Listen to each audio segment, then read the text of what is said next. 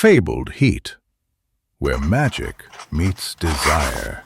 Subscribe to ignite the fantasy. The dust of the market swirled around my ankles, gritty and smelling faintly of dried herbs. I hated market days, not because of the crowds, though those were suffocating, but because of the asterisk possibility, the possibility of asterisk her asterisk. My name is Elara, and I live a quiet, unremarkable life in the village of Oakhaven, or at least I try to. My grandmother always said I was born with a storm in my veins, a wildness that needed taming. I spent most of my 24 years trying to ignore the storm, to blend in, to be asterisk normal asterisk, because in Oakhaven, anything different was met with suspicion and fear. But then she came. Seraphina. The first time I saw her, she was standing by the herbalist's stall, her dark hair a stark contrast to the sun-drenched square. She was taller than any woman I'd ever met, with eyes the color of amethysts and a way of holding herself that spoke of secrets and power. She exuded an aura I couldn't place. The kind that makes your breath catch in your throat, the one that makes your skin prickle. I told myself it was fear, because Seraphina wasn't from Oakhaven. She was a traveler, a merchant, someone who moved with the seasons and didn't belong. The townsfolk whispered she was a witch, a sorceress who dealt in things best left untouched. I should have stayed away. But the scent of wild lavender clung to her, and something inside me, that storm, was drawn to it like a moth to a flame. Every market day I found myself drawn to her stall, pretending to be interested in the exotic spices and silks she offered.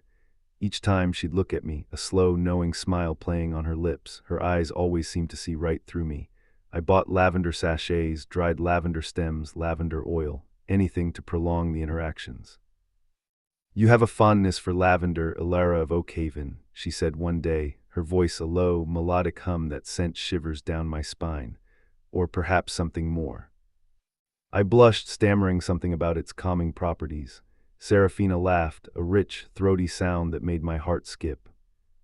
"Lavender is more than calming, Elara, it can be awakening." Her words were a challenge, a promise. I wanted to run, but my feet were rooted to the spot. I wanted to deny the growing attraction, but my body betrayed me.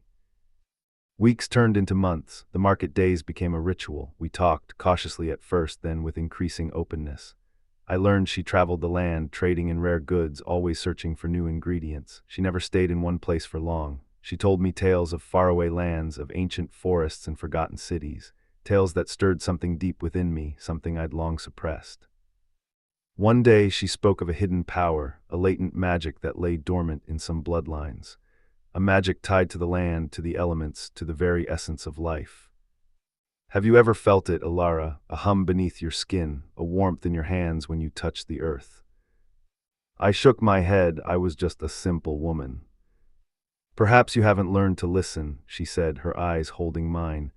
"Magic is not always obvious. It whispers, it nudges. You just have to be open to it." I started paying attention to the way the wind rustled through the leaves, the way the sunlight felt on my skin, the way the earth smelled after the rain, and slowly I began to feel it. A faint tremor beneath my skin, a warmth in my hands when I tended my small garden, a sense of connection. One evening she invited me to her caravan. It was small, but filled with treasures from all over the world, tapestries woven with silver thread, bottles filled with shimmering powders, strange and beautiful artifacts. She offered me wine, a dark, rich vintage that tasted of berries and spice. As the night deepened, she began to tell me about her own magic. How she could speak to the wind, how she could heal with a touch, how she could manipulate the elements. "But magic isn't a gift, Elara," she said, her voice low and serious. "It's a responsibility. It requires control, discipline, and a deep respect for the balance of things." She stood, moving to a small wooden box. She opened it, revealing a single dried lavender blossom. "This flower, it's been touched by the ancient ones. It can awaken the magic within you." She held it out to me. "Are you ready, Elara?" My heart hammered in my chest, fear mixed with exhilaration. This was it, the moment of truth, the choice to embrace the storm within me or continue to suppress it. I reached for the flower, my fingers brushing against hers. A jolt of energy surged through me, a raw, untamed power that made me gasp. The room seemed to shimmer, the air crackling with unseen energy. Suddenly the caravan door burst open. 2 men stood there, their faces grim, their hands clutching swords. Seraphina, one of them snarled, "We know what you are, witch." Seraphina stepped in front of me, her eyes blazing. "Leave now, you don't want to do this. We have orders to bring you in, dead or alive." They lunged. Seraphina moved with incredible speed, deflecting their blows with a flick of her wrist, but there were 2 of them, and they were strong. I watched in horror as they cornered her, their swords raised. I wanted to help, but I was frozen, paralyzed by fear. Then something happened. A surge of anger, of protectiveness, of raw, untamed power flooded through me. The lavender blossom in my hand pulsed with light, and I knew asterisk, I understood. I raised my hand, and a bolt of pure energy shot from my fingertips, striking one of the men and sending him flying backwards. The other man turned to me, his eyes wide with terror. He hesitated, then fled. Seraphina stared at me, her expression a mixture of shock and awe. "Elara," she whispered, you have magic." I looked at my hand, still trembling with power. I had magic, and I had just used it. I didn't know." "Now you do," Seraphina said, a slow smile spreading across her face.